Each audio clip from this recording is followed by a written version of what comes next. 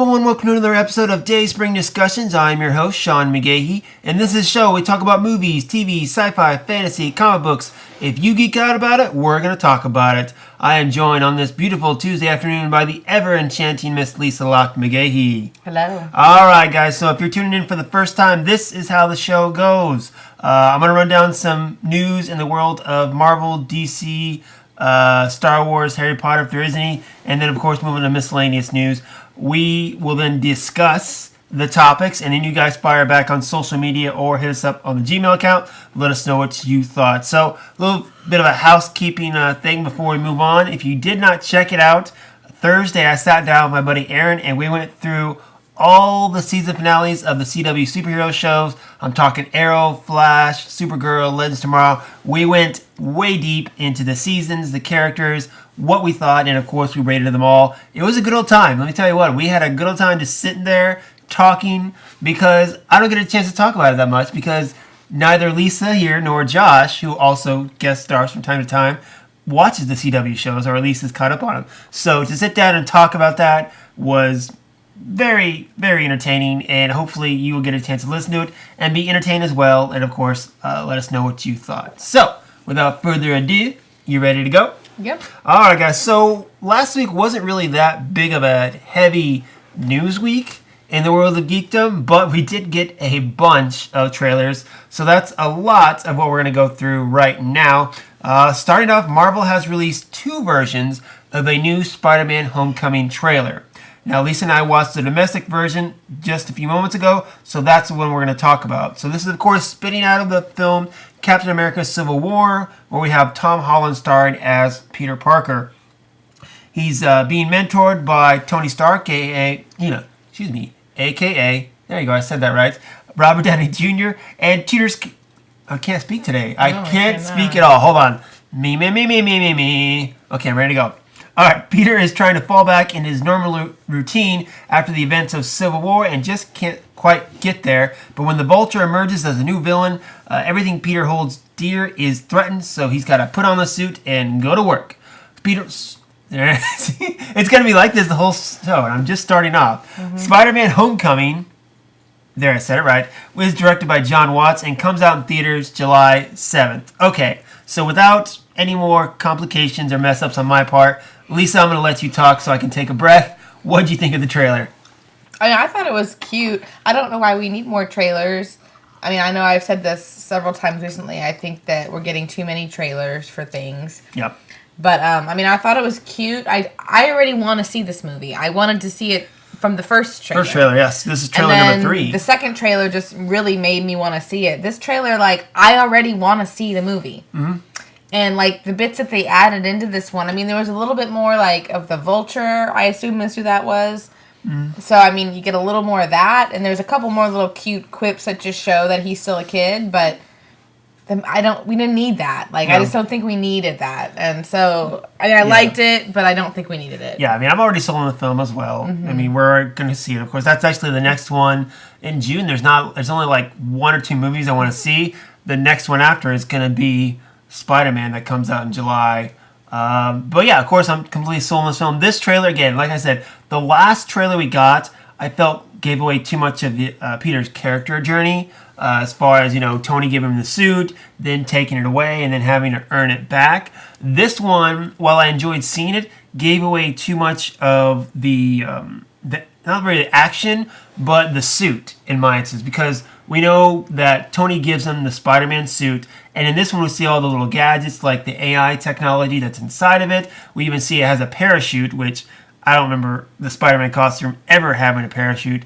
And while that's cool, I kind of don't like it because, again, the thing about Spider-Man is he's the everyday man. He's the down on his luck, can never catch a break kind of guy is what Peter is. And to give him this cool techno, Iron Man type of suit, I think, demoralizes what the character is supposed to be, where he's supposed to put this, the original Spider-Man costume together by himself in his bedroom. So giving him this new high-tech suit looks cool. I feel like it's a little off from what the character's roots is. Yeah, I think kids are going to love it. Well, of course, the kids are going to love it. Speaking of which, you saw a lot of times where he was fumbling his way through it, and he landed on the tent full of kids and the looks like pool party and stuff like that. I think you're right. This is designed for those teenagers, and hopefully it hits home on them. Yeah, I think it will. I like it where he was talking about too, where he was explaining what he had to do when he was going off and fighting, where he was explaining to his friend, he's like, oh, I got the Stark internship. And then he was checking in with Tony. He's like, oh, I saved this little lady. She gave me a churro. And, fun stuff like that, which I get. Some people that I know might already feel like it's going to be a little too quippy, but to me, that's what Spider-Man is. How are you going to make a movie about teenagers that's not quippy? Exactly. It's a movie about teenagers, starring teenagers. Well, that's the thing, too. Is like it takes place in high school. If you look at the last Spider-Man films with Andrew Garfield, which we were just talking about, it was so emo that I felt like, okay. And that's why, I remember your brother Eric, when that movie came out, I was like, yeah, I liked it. I'm like, of course you like it. It's exactly you is what it is. It's emo and stuff like that. And I'm like, of course you like it. But yeah. I mean, of any Marvel movie to be, quippy, this is the one. Yeah. I mean, it literally takes place in high school. Exactly. And Spider-Man is a character who distracts his villains by talking too much. So it fits. But I'm done. I don't want to see any more. That's why I didn't want to watch. They came out with the domestic trailer and the international trailer, and I don't want to watch either of them.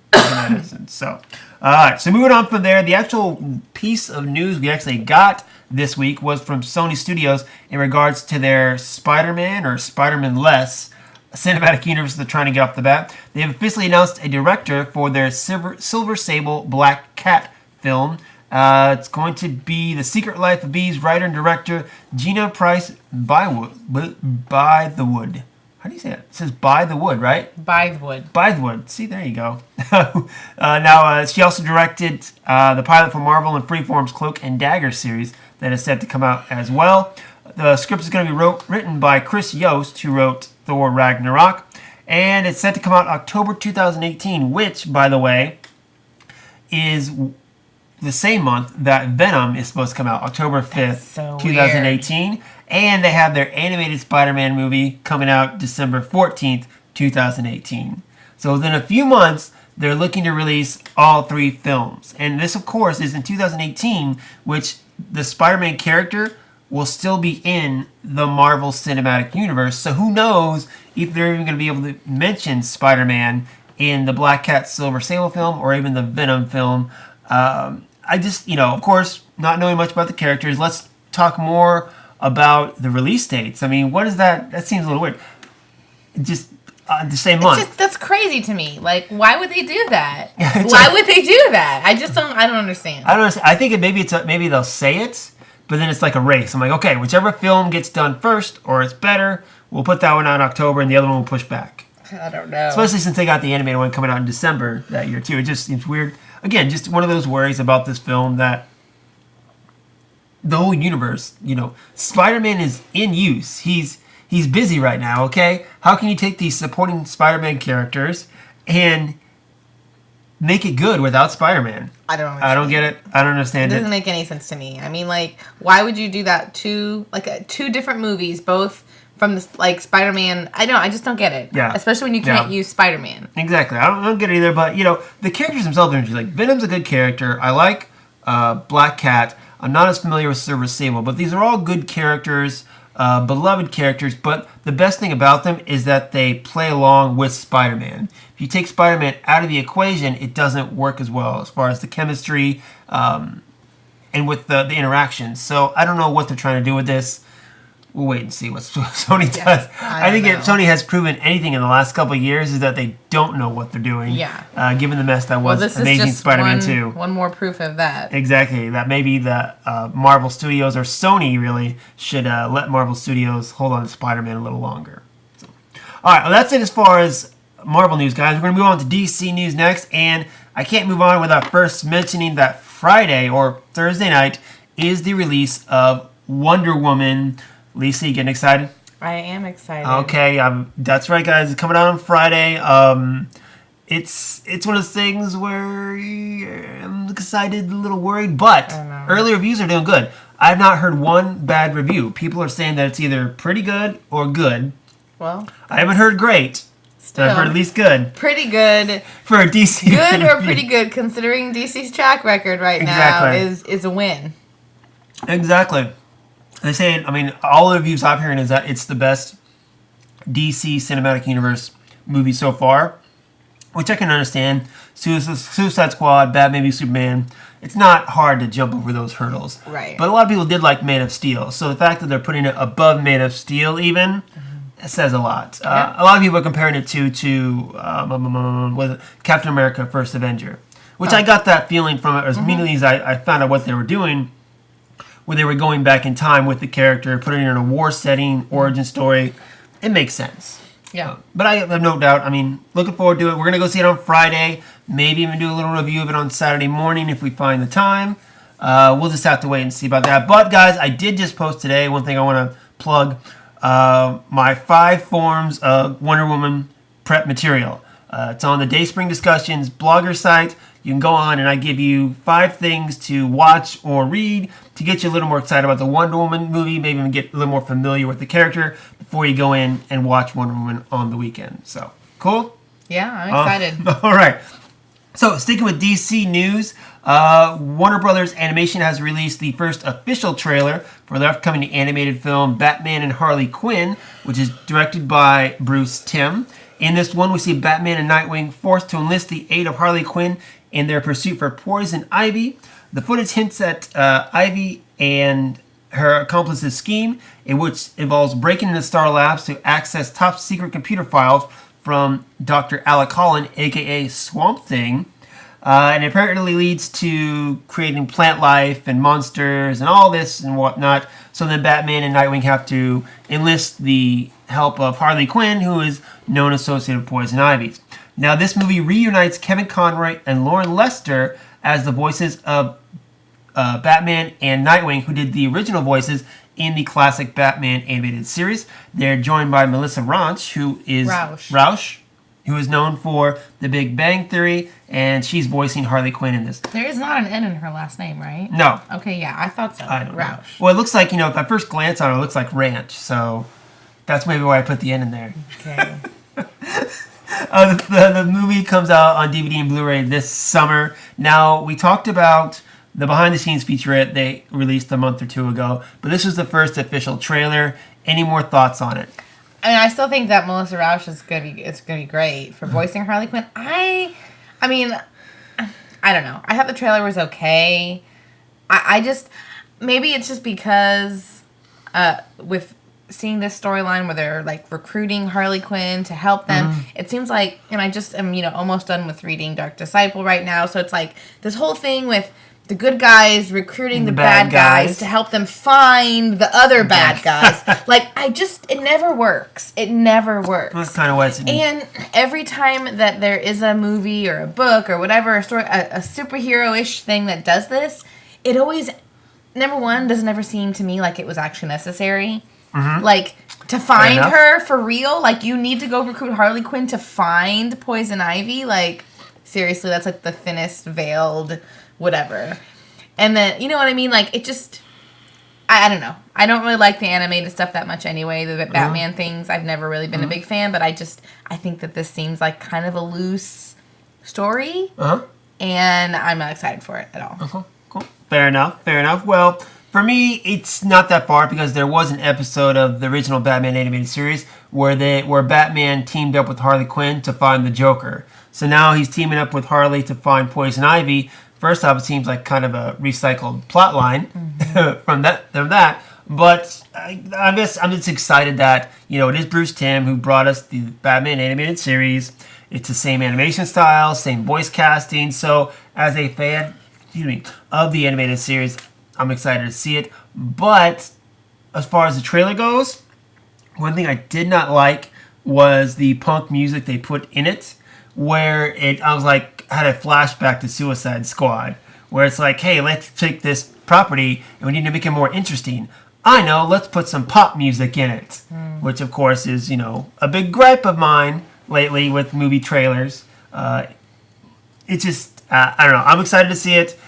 I don't think it's going to be one of the better DC animated movies that they've come out with recently, but again, the fact that it's tapping into my nostalgia for the Batman animated series, I'm going to check it out at least. So, All right. So that is it as far as DC news. I'm gonna be horrible. I'm gonna try to do this. I'm gonna do it straight. I swear. I'm gonna get it right.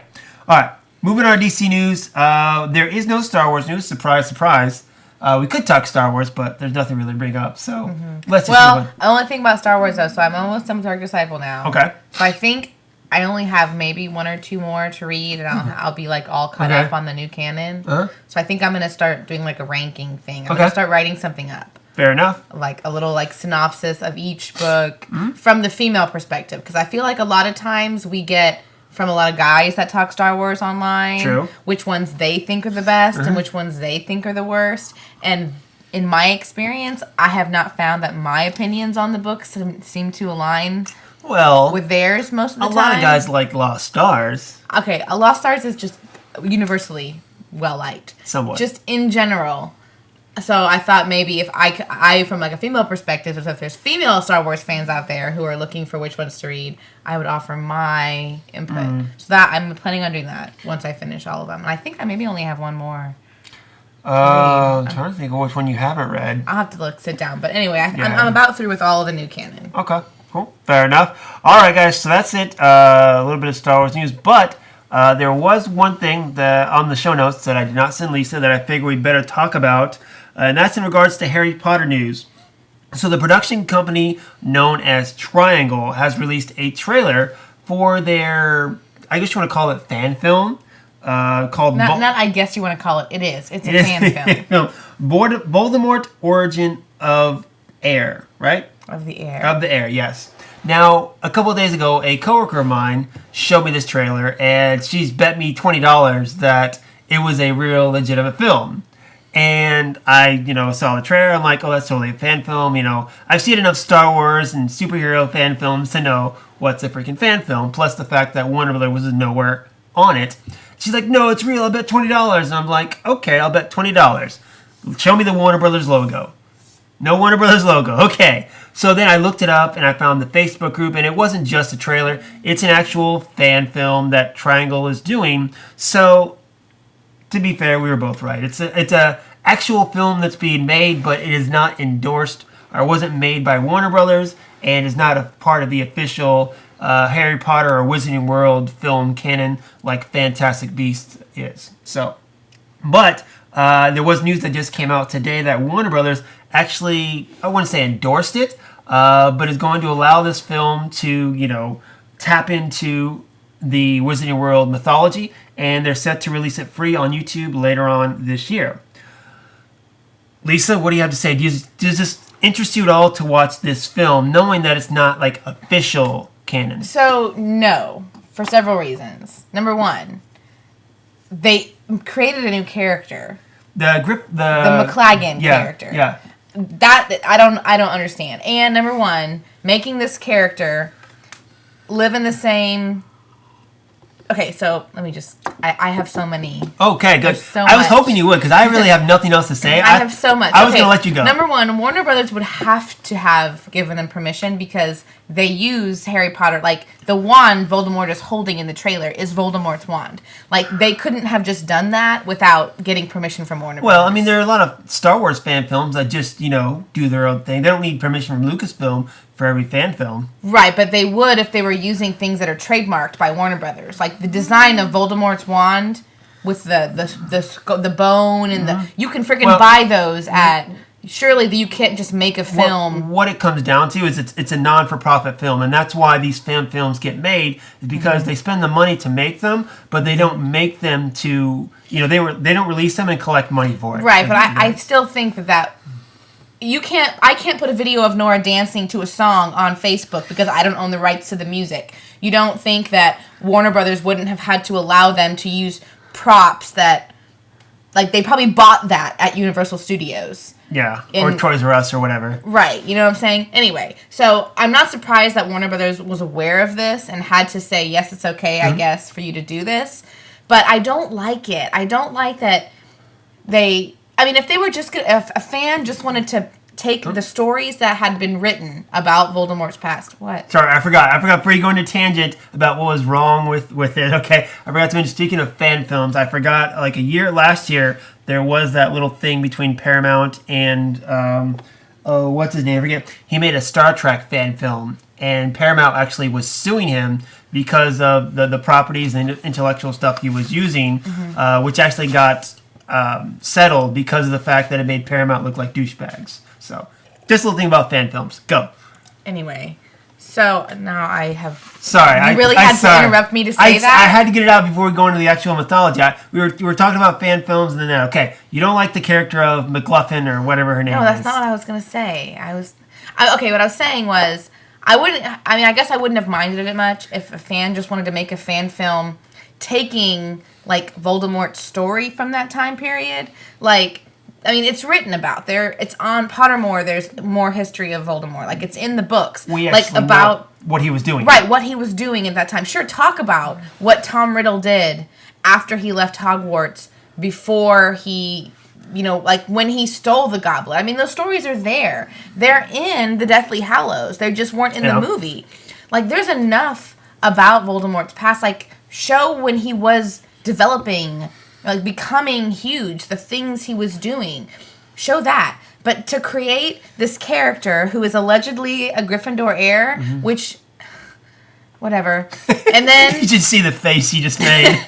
And then to, like, make her be... The story's going to be about her, is what the trailer looks like. Huh? So this is a character that they created, who they're trying to place directly in a lineage where Dumbledore says that he doesn't have any of. So she obviously dies, allegedly, because the books say there are no more Gryffindor heirs by the time Harry comes around, right? Right, and this is not that long before Harry. This is when Voldemort was, in his 20s. It's his. How old is Voldemort compared to, like, Harry's parents? Older. I mean, Voldemort is the same age as Hagrid. Okay, good, fair enough. They were contemporaries in school. I mean, he's older than Hagrid by a few years, but. Okay. You've read the books, correct? I've read the books once. Anyway. Like several years ago. Then, so putting her, and then making this film about her saying that I will defeat you. Obviously she doesn't. Like, hello, have you seen the movies? Like, why would you create a fan film with someone coming in saying, I will defeat you, when there's no hope of it happening? You can't possibly go into this thinking... Oh, this heroine's gonna be successful. No, she's gonna die. I just don't get it. It seems stupid. It seems silly to spend the time, the energy, the money to make something you're not gonna profit off of, to use intellectual property that doesn't really belong to you, and then create a new character who's gonna die. Okay. Like, it just doesn't make any sense to me. Gonna play devil's advocate here a little bit. All right, so from that point of view, obviously. We could just, have never had the Star Wars prequels, which would have been fine. That's not what I'm talking about. You're saying we already know what happens at the end, which is exactly what we had in the prequels. So. Right, but it would be different if this was something coming from J.K. Rowling that was something that she had thought of when she wrote these stories. I just don't understand why these people... there are so much stuff in the books that was never made into movies. So to play off of the other side of this, again, have you ever heard of Triangle Production before this? No. Okay.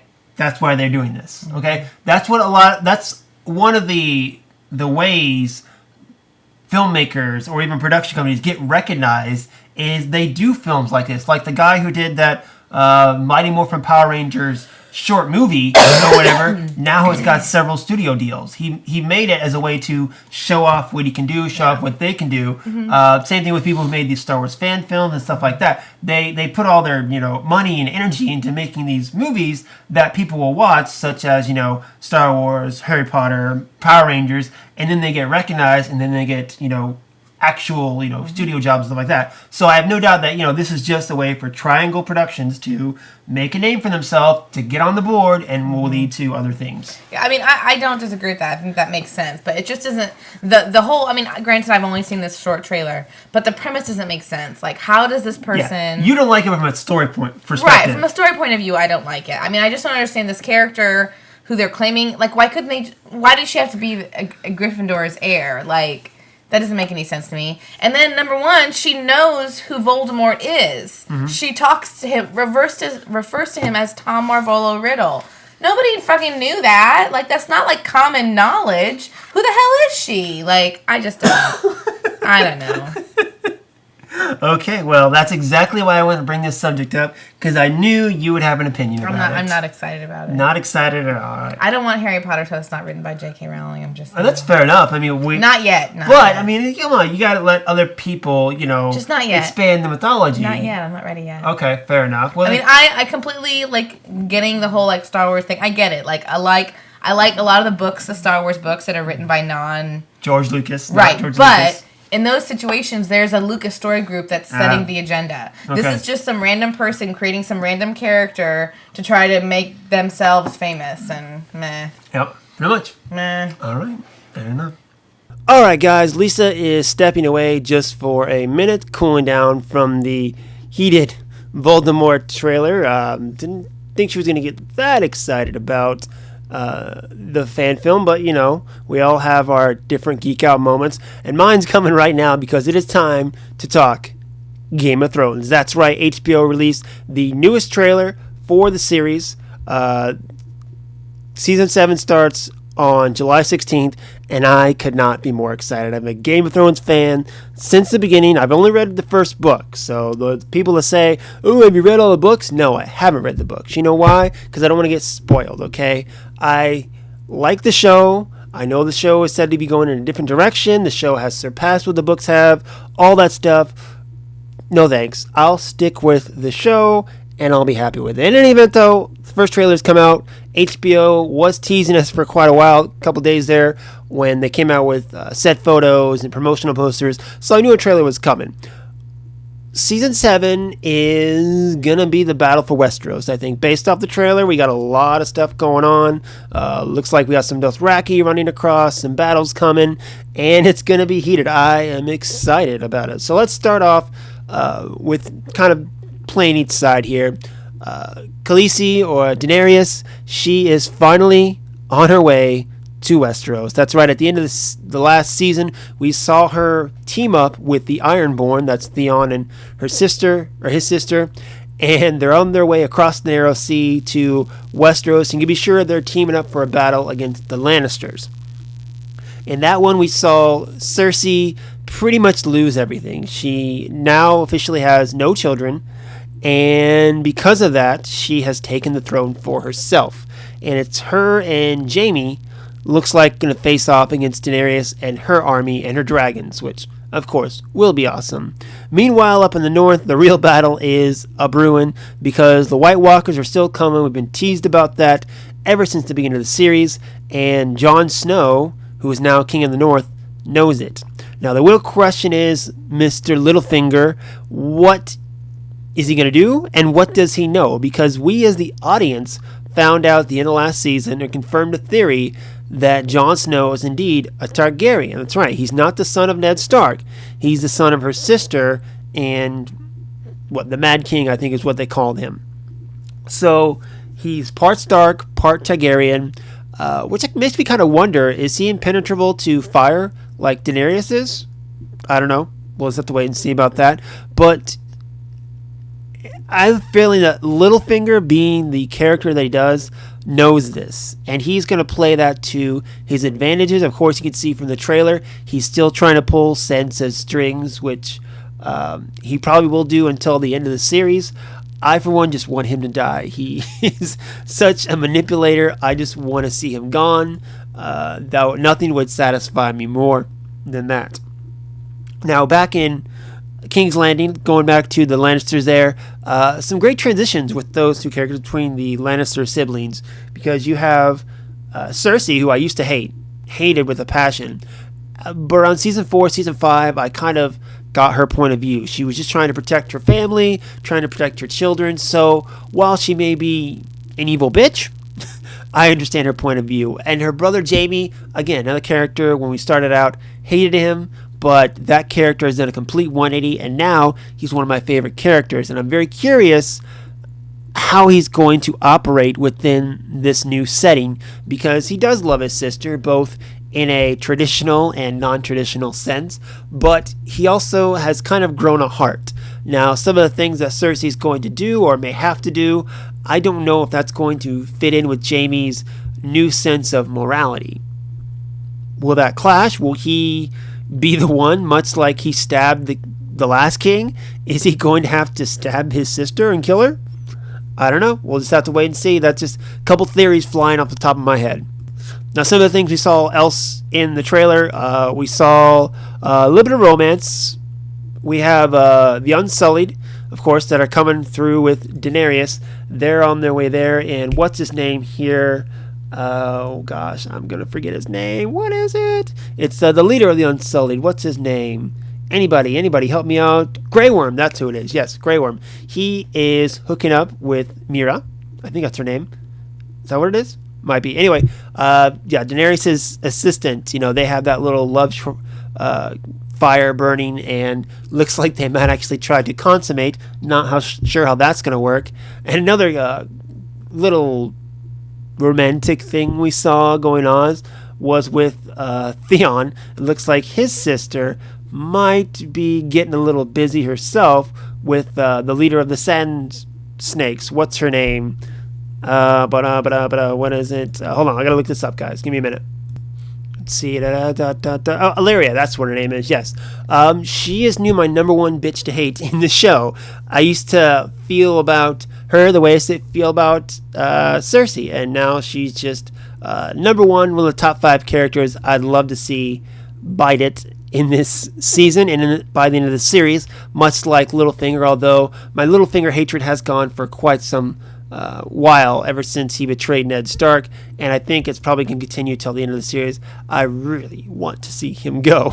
But it looks like she's going to be seducing Theon's sister and might try to manipulate some situations. I don't know how that's going to go. We'll have to wait and see. But in any event, can't say no to a little, sexual tension going on there. It works, whatever. And then, of course, speaking of tension, there was the scene with Jon Snow. Looks like I'd look over this a couple times. I'd go back and watch it.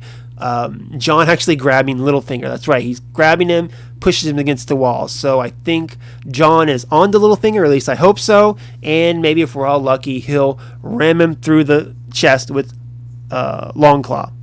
One can only hope. But in any event, that's just a couple things I'm excited for that I saw in the trailer.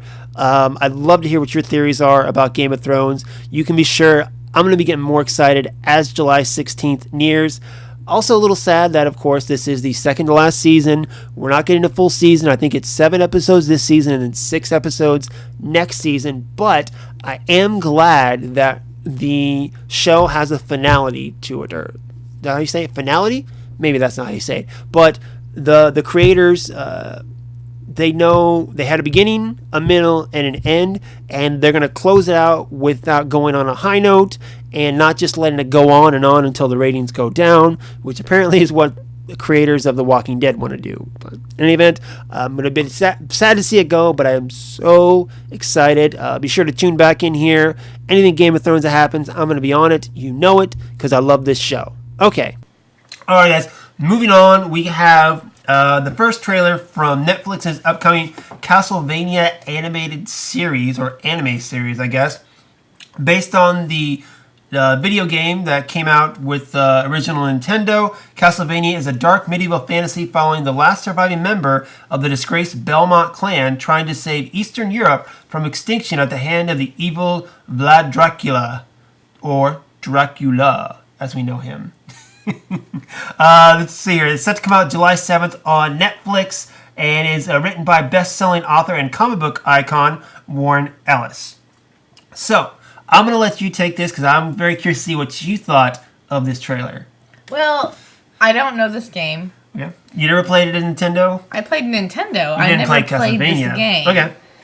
I played like Duck Hunt and Mario Hunt and Donkey Kong. Or Mario Kart. Mario Hunt. Just Mario. Duck Hunt, Mario, and Donkey Kong. That's the shit I played. I was not a gamer as a kid. Okay. So I never played this game. And I'm not really a fan of anime in general. Like that style of animation. Yeah, I'm just here. not personally much of a fan. So, I don't know. I thought the trailer was okay. It didn't pique my interest. Didn't get you interested It wasn't in it. something that I left the trailer thinking, I really want to see that. I have zero interest in seeing this. As far as the mythology itself, as far as my experience with Castlevania, my thing is, I was a kid. There was a show called Captain N, the Game Master, which was awesome. Basically about this kid that he's like an expert Nintendo gamer, and he gets sucked into Videoland to try to defeat Mama Brain and all these other video games. Anyway, he teams up with Mega Man and Icarus from previous video games, but he also teams up with Simon Belmont from Castlevania. So that's my actual experience with the Castlevania franchise itself. And in that show, though, Simon Belmont was kind of more of a stooge, really. He wasn't really more of a serious character. This one makes him more like a Van Helsing type character. But the mythology itself, again, he's a vampire hunter, monster hunter. That sounds interesting to me. But like you, I'm also not a fan of anime. What it is I tried to watch? Oh, the One Punch Man, okay? So this is for Griffey, if he's listening, which I know he doesn't listen to this. He mentioned it. He recommended it on the Long Box session. And I was like, all right, I'll check it out. And, okay, I don't want to sound, idiot or snob or whatever, but it's all subtitled, okay? So you really have to pay attention. You can't, play on your phone while you're watching it. You have to read it, of course, which is fine with it. And the whole thing was, it was this character who had trained himself to be so strong and so powerful to where he just kills someone in one punch. Takes out any enemy in one punch. And I watched the first couple episodes, and I'm waiting like, okay, where's the compelling part? Where's the compelling part? It never came. It really never came. On top of the fact that it's that animated style, I just couldn't get into. Attack on Titan, another very famous anime series. I watched the first 7 episodes, and while I found the story interesting, I couldn't get past the anime style. I've tried several times in my life to get into anime. I've watched Dragon Ball Z, what my brother likes, and I even watched Akira. I watched Akira, and I just can't get into it. I try to, but I just can't get into it. So the fact that it's an anime style kind of turns me off a little bit. But one of the more recent cartoons on Netflix, Voltron Legendary Defender, kind of has an anime style to it as well. Not exactly but it's anime-ish, and I love that show. But this seems like it's more exactly anime style, so I don't know. The story sounds good, but the animated style might turn me off a little bit. As far as the trailer itself, I love that they played off the old Nintendo gag where you had the Nintendo and they blew on the cartridge before they put it in. That was cool. And you go from the Netflix on there where you had the 8-bit and you saw the series Strange Things, House of Cards, and you chose it and you played the trailer and all that stuff. That was a nice kind of funny gag, kind of a throwback, very nostalgic. But as far as the series itself, I'm going to check it out, and we'll see if I can get past the fact that it's an anime series. Yeah, I don't... Well, it's a TV show, so, You and your TV show. But you have enough time to, rewatch the Twilight series 4 or 5 times. I don't have to actually pay attention to that. I hope not. I'd rather watch paint dry. Hey, you don't have to be nasty. I don't make fun of the shit you like. Yes, you do. No, I don't. Yes, you do. Don't. I do not. I'm sorry. Do I want to bring up Game of Thrones again? I don't make fun of Game of Thrones. Oh, yes, you do. I do not. Okay. I have never made fun of that show. I have just said it's too violent for me. I have never made fun of it. I've never made fun of it. Don't try to act like I have. I don't. All right. So, moving on. Last story of the day, guys. Europea Corp and STX Films has debuted the allegedly final trailer for Luc Besson's Valerian in the City of a Thousand Planets. Besson? Luc Besson. It's French, right? It's not Benson. Benson? Well, see, this is America, and I speak American. There isn't an N in the middle of that name. It's at the end. Besson. Okay, fair enough. All right, anyway, the movie stars Daniel Dehaan and Cara, say this one with me. Where is it? Delevingne, see? As special operatives. You would think as somebody whose name was mispronounced his entire life that you would try a little harder to pronounce other people's names but I don't correctly. speak English well, so there you go. Anyway. The 2 star special operatives for the government of the human territories and charged with maintaining order throughout the universe. Under the director of their commander, Valerian and Lorelei embark on a mission to the breathtaking intergalactic city of Alpha, an ever-expanding metropolis comprised of thousands of different species from all 4 corners of the universe. Unfortunately, not everyone in Alpha shares in these same objectives. In fact, unseen forces are at work, placing our race in great danger. As I said, the film is directed by Luc Besson, who also wrote the script, and it comes out July 21st. Final trailer 4, Valerian. Lisa, do you want to go see this yet? I don't know. I just can't. The last trailer almost had me convinced. That was my favorite trailer. And I know that you like that one best. And I almost was there. And then this one... This one really, I think, I definitely was trying to sell you on the visual of it all. Yeah, oh yeah, for sure. I mean, this was a trailer to see it in 3D. Yeah, exactly, right. yeah. So, I mean, I definitely think that it will be visually breathtaking. I think it's going to be a beautiful film to watch. However, there are a lot of really beautiful films. I mean, what was that piece of shit that we saw with Mila Kunis and... Oh, what's his face? Jupiter Ascending. Jupiter Ascending. That was a beautiful film. It was crap. I just don't know. I can't. I don't know. I think that. I don't know. I don't really want to see it. Okay. Well, I'm totally excited for this, and I definitely want to see it in IMAX 3D. Well, you can go by yourself. Okay. Well, I definitely will then. Like I said, the last trailer was my favorite trailer because it talked more about the characters.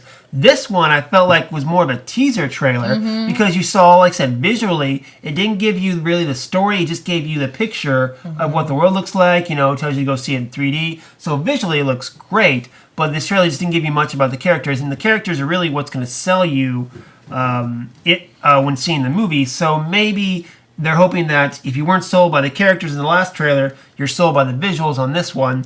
All I know is this movie has to deliver, otherwise it's not going to be good. Allegedly, this film costs $180 million to make. I'm not surprised. I mean, just you, look at the trailer. You can see it, but to give a director or a film that much money on an untested property, like Avengers 3, has a budget, close to that, if not more. Yeah, but they'll be able to make that money back. The Avengers movies have proven themselves, okay? It's a known franchise that people are going to go see. This is something that is based off a French, graphic novel, which I looked in the library, I can't even find in the Austin library. So people don't know it, and you're really trying to sell this on the visuals alone because, again, your two stars aren't that well known to begin with, too. Yeah, but I don't know why they would do that because, I mean, if you look at the track record of films that tried to deliver just based on the visual effects, I mean... Well, there is something called Transformers, but that's a known property. That's a known property, right. I mean, I guess if you look at, like... I already forgot the name. Jupiter Ascending. See, that's how good it was. That's how much it sinks in my mind. No, I mean, even... And they keep trying to pull on who this, previous films that this guy's done. Yeah, he's done Fifth Element. And Jupiter Ascending tried to do the same thing, too. They're like, the creators of the Matrix. Creators of the Matrix. The Matrix was a great film. The Matrix had a great plot. I said The Matrix. Why did you... Oh, I thought you said film. Matrix. No, it was a great film. I thought you were talking in plural. No, I'm talking about The Matrix. Okay. The Matrix was a great film because it had a great story. And Fifth Element is a great... What? Nothing. They're not doing what? No, what? What were you going to say? You said great story, and I just had to cringe a little. About The Matrix? Keep going. That is a great film. No, that's been used several times, so... Not before it. Keep going. We're going to pass. No. I want to know what you're talking about.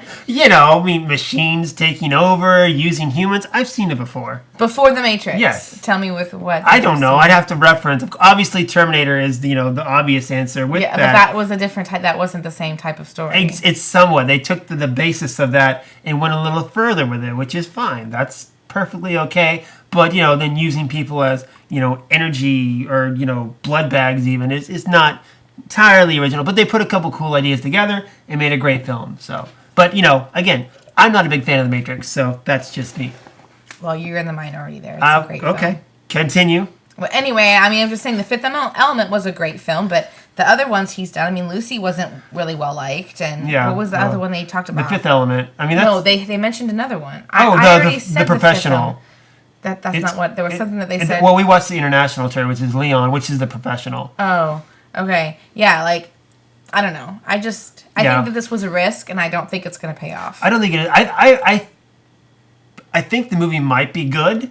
I don't think it's going to pay out for him, though. Yeah, the plot of this movie would have to be amazing. It's got okay, to reference back to The Matrix. Okay. When The Matrix came out, it wasn't, it didn't get a lot of hype when it first came it wasn't like a film where everyone's like, oh, man, I'm going to go see The Matrix. It looks awesome. But then people went and saw it and told all their friends, this movie is so cool. Like, you have to go to this movie. It makes you think. Like, it really makes you think. I mean, I went and saw it with a class. Like, one of my classes in college. We went and saw it together. You know, like, so I think the word of mouth with that one and the quality of the storytelling in that film, and because the graphics were something so new and so original. Like, that type of... The way that they did the effects and the fight, that was new. That was groundbreaking at that time. This, I mean, movies are doing these kind of visual effects are not new. Like, seeing aliens that look so real, like, that's not new. Sure, it looks like it's going to be really pretty, but this isn't a new thing. Nothing in the trailer looked to me like anything I hadn't seen done before. Yeah, like looking at this trailer, compared to, say, Avatar. Yeah, Avatar, very, very visual heavy, very breathtaking, very And look how long ago that was. It's not even, I mean, that exactly. This really has to play off of, it's got to look beautiful, but it's also got to be a good story. It has to be, because that's the only way it's going to make money. Word of mouth. Yeah, it's got to be word of mouth. People have to see this movie and recommend it to other people. Otherwise, it's not going to work. Yeah, I mean, it's just, it's not. I will say right now, they're not going to make. They're not going to make them. All right. Well, I think I don't know, the international market. I could see it doing very well overseas too. That is true, but it would have to do really, really well. Fair enough. And last thing I want to talk about this before we wrap up the show. I loved at the very beginning. Well, not love, but something that caught me off guard was the voices at the beginning of this trailer. Like, did it remind you of anything? I didn't even notice it. I immediately thought of Gangster's Paradise. I totally, all throughout, now that you say that, all throughout that music, because that music was just at the beginning. That like, little, like, okay, stop. That little tune played all throughout the trailer, and I kept waiting for, like, the bass to kick in. I did. I noticed that, too. As I walk through the valley of the shadow of death, I take a look at my life and realize there's no... Okay, I'm going to quit. Okay. That's going to be it for us, guys. So let us know, what do you think about the Valerian trailer? Do you think of Gangster's Paradise as well? Let us know, Spider-Man trailer, Game of Thrones. Are you excited for Wonder Woman? Let us know what you think about Wonder Woman, because we're definitely going to go see it. And hopefully you're going to go see it this weekend. And then we can come back and have a nice little group discussion online about it. So that's going to be it. Lisa, anything else you want to add to it? Nope. Okay, you want to talk more about this Voldemort movie? No, I'm good. No? Okay, she's done for now, guys. But you can hit her up online and go ahead and send me all those mean tweets I said about The Matrix. I'm ready for them. Okay, guys? Until next time, may the Force be with us all.